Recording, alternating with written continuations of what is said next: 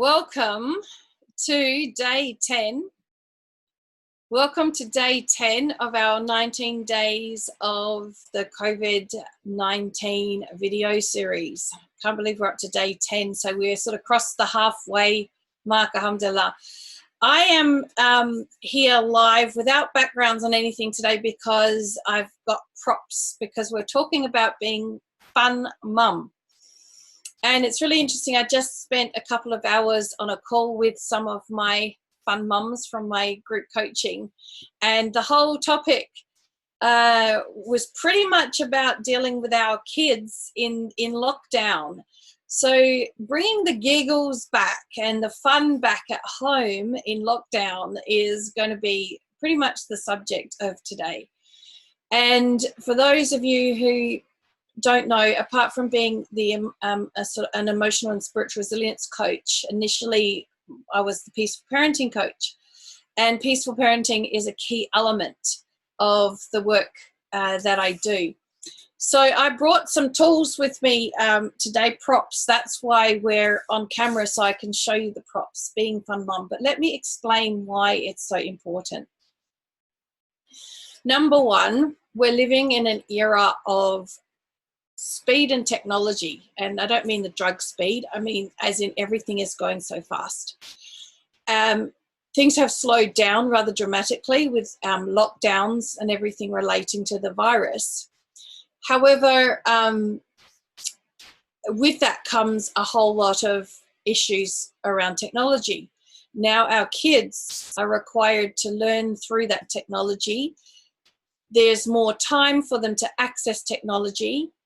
And there's a bigger responsibility on us as parents in managing that and all the implications associated with that. So with peaceful parenting, we talk about connected and disconnected kids. We don't talk about naughty kids. We don't give them labels. So there's no such, we don't go stubborn, disrespectful, naughty, any labels, because that is making the child and the behavior one and the same thing. So their personality is their behavior. And it's actually not true. I've seen enough changes in children in the time that I have been working in this field to see that quite often what we just decide is the child's personality is in fact a behavior that is telling us something that's going on for the child. And when we get to the bottom of the behavior, what's causing it, the child can have a personality switch. So a child that you might label as a shy child can suddenly have a voice, just as an example, or a stubborn child can suddenly be quite flexible. So let's not label our kids, and let's just talk in terms of off-track and on-track children. So if a child is off track, it means they're displaying the behaviors that we would normally categorize as negative, difficult behaviors. And what we say is that when a child is behaving in that way, they are disconnected from us. And one of the ways they can get disconnected from us is through technology. So technology, when we connect to technology, and that is us too as adults, we become disconnected as humans. Technology is not a connecting medium. It can be if we're getting together in a Zoom room, but it's not the same as being in a physical room together, but we can still have connection. But if we're watching programs or playing games or really focused in on technology in that way, we're quite disconnected from human beings. And as human beings, when we're disconnected from other human beings, we actually, they've actually found that our brain functions differently. It doesn't function properly. The different parts of our brain aren't working together. So the disconnect that we're having emotionally is also causing disconnection between the different parts of our brain. The emotional part and the logical part are not actually working together. And so then we get behavior coming from that. So underneath that behavior that we find difficult is a disconnection. Something go on. It can be something emotionally, or it can just simply be a state of disconnection. So behavior is telling us something. And so what this is about, and being a fun mum about, and why it's so important to be a fun mum, is about reconnection. The quickest way of reconnecting is laughter. So there are other ways in which we reconnect as human beings. You know, you may have sometimes experienced having a good cry together over something, and that being a really connecting experience, and feeling, you know, like a sense of stress relief after a cry. Or you might find a sense of release, you know, even when we do physical activity and the endorphins kick in, that can also be a form of emotional tension release. Not necessarily human connection, but release the emotional tension that might be in the way of the connection happening. Even simple things like shaking, you know, we give ourselves a shake, can remove the sort of tension that we have inside ourselves. Having a tantrum, when a child has a tantrum and we stay with them, that's a reconnecting experience for them. So when we have situations where our child is crying or having a tantrum, we don't see that as a negative or a problematic behavior. We see that as the end of the disconnection. They're going through the transition to connection. So they're reconnecting through the release of tension through crying or through a tantrum. Now, as adults, we often find the crying and tantrums difficult. So laughter is the best solution. Getting everyone back connected with laughter, being fun, is the best way. Now, challenging thing for most of us mums is we're too serious. We're too serious about mess. We're too serious about all the duties that need to be done. We're too serious about how everything looks, fits together, is working, the plan, all that sort of thing. We've got to lighten up. We've got to become fun mums so we can bring laughter back into the home, so we can have reconnection back in the home, so that everyone's back on track. Because when everybody is on track and connected, things work smoothly. And guess what? We don't have to worry as much about the plan and being organized and everything happening, because actually things start to happen a lot smoother.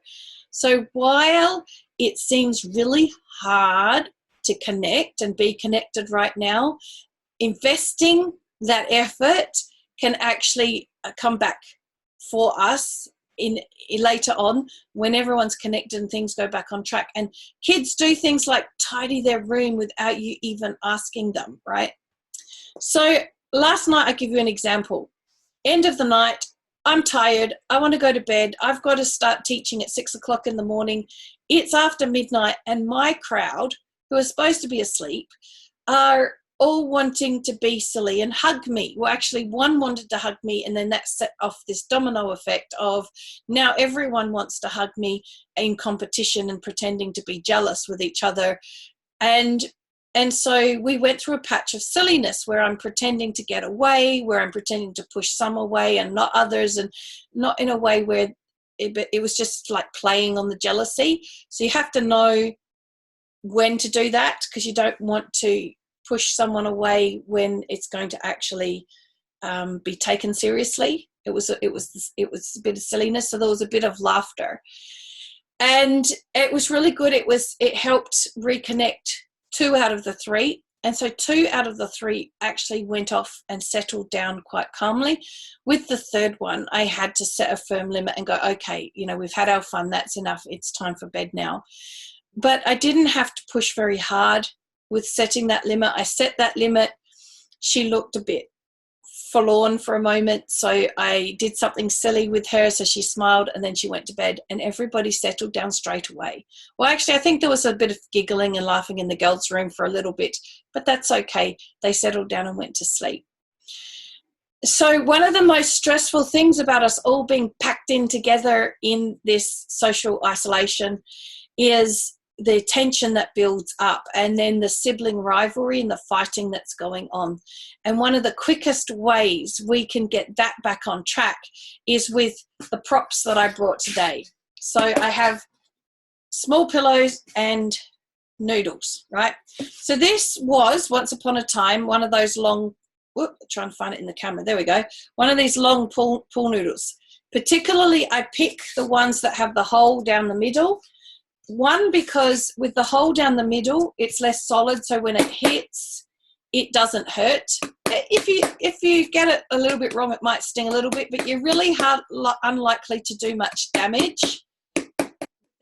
Secondly, with being a hollow, it makes a better noise. It makes a great noise, right? So you hear the noise.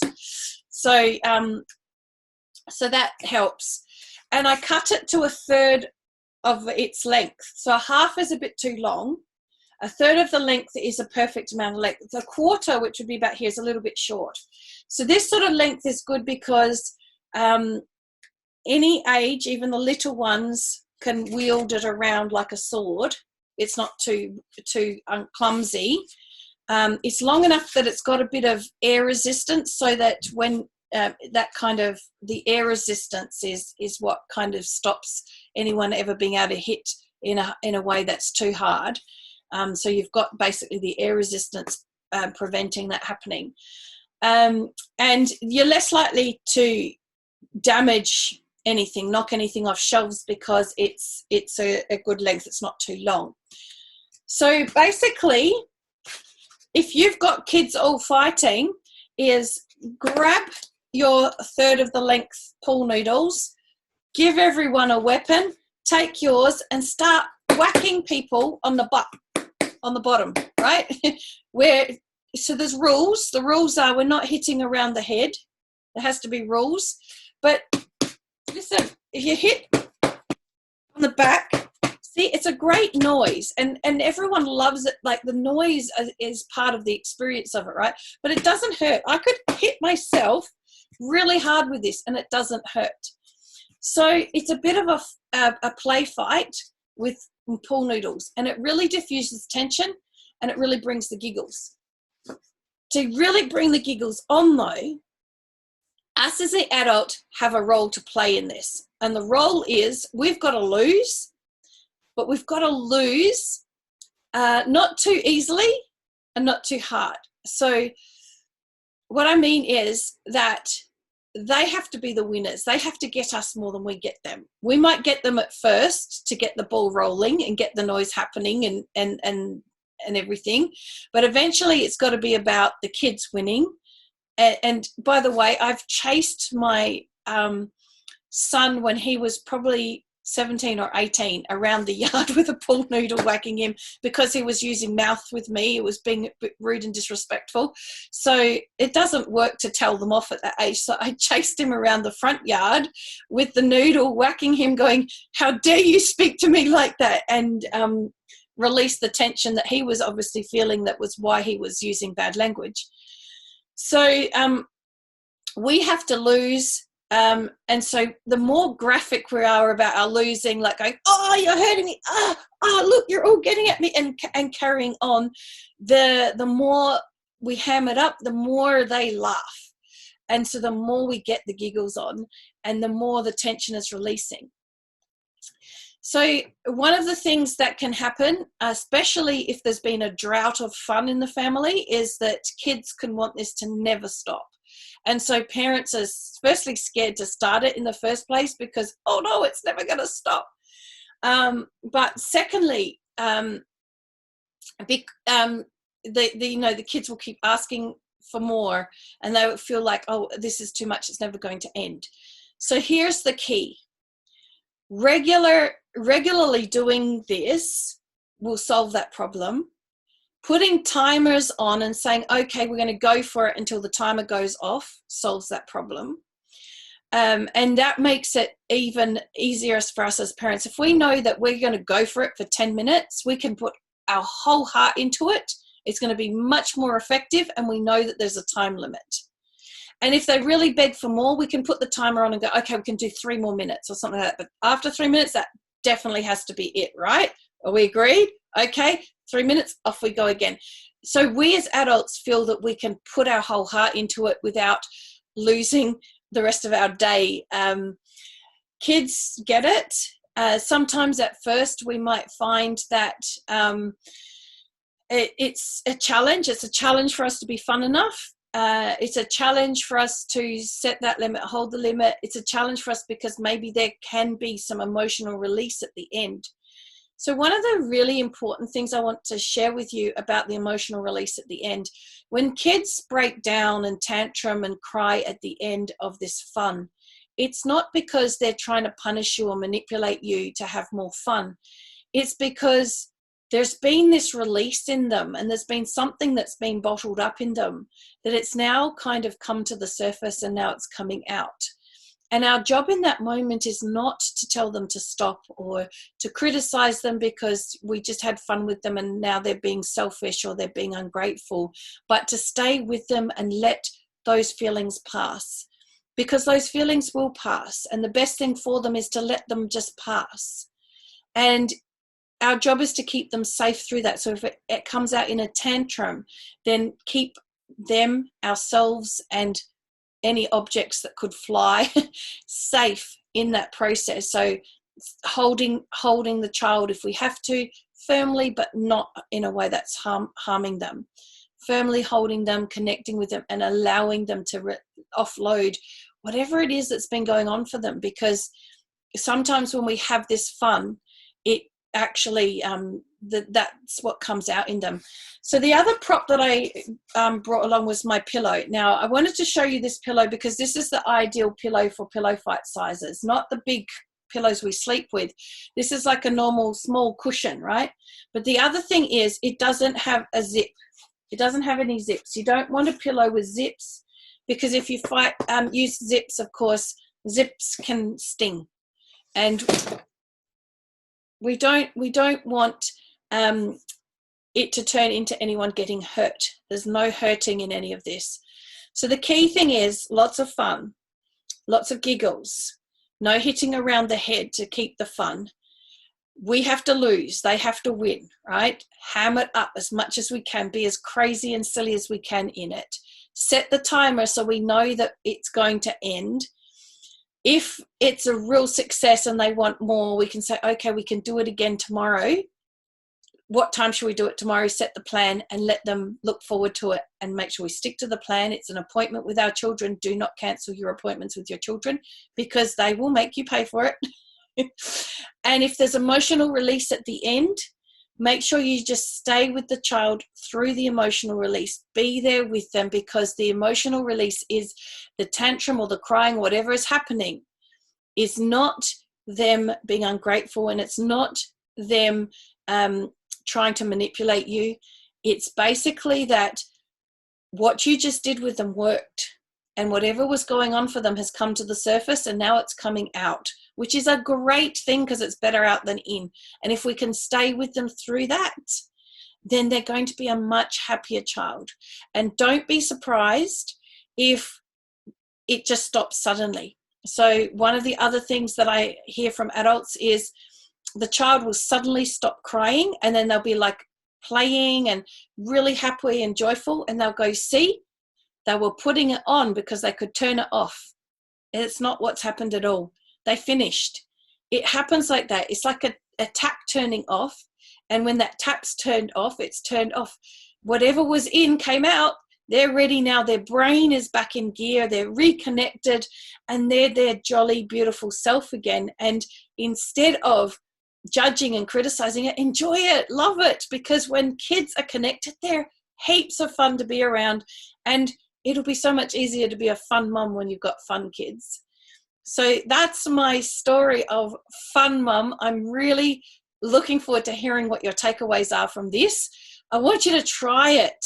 I don't want you to just go, oh my God, that just sounds like the complete opposite to what I'm meant to be doing. You know, they need to be controlled. They need to be behaving themselves. Just try it. Because honestly, kids behave themselves, if you want to use that language, much better when they feel connected.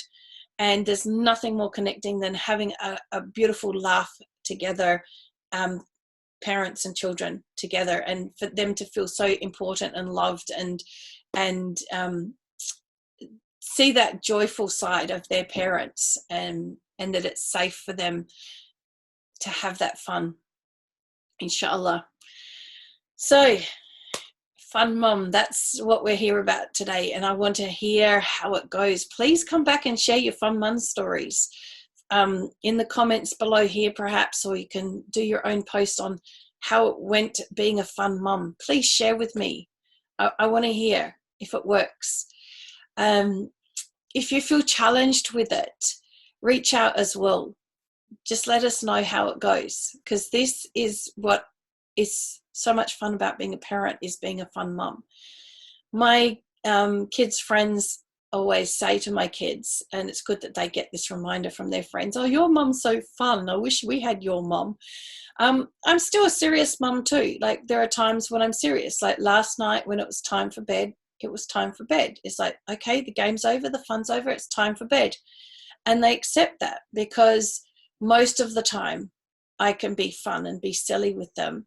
But when they know it's time to be serious, they get it. It's time to be serious. And you can have that balance. Being fun doesn't mean you lose respect.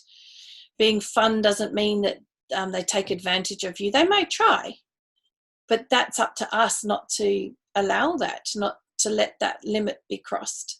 We don't do that by shouting or not becoming a nice person, like being Jekyll and Hyde, fun one minute and like a monster the next. It's just about being firm. Like, okay, we've had our fun, time for bed now. And just that tone of voice, that really neutral, firm tone of voice. And that's how it works. So I hope you've enjoyed the Fun Mum episode. And I can't remember what we're doing tomorrow, but you'll have to come and see what it is tomorrow and enjoy tomorrow's session, inshallah. Subhanaka Allahumma wa bihamdika ashhadu an la ilaha illa anta astaghfiruka wa atubu ilaik. Assalamu alaikum wa rahmatullahi wa barakatuh.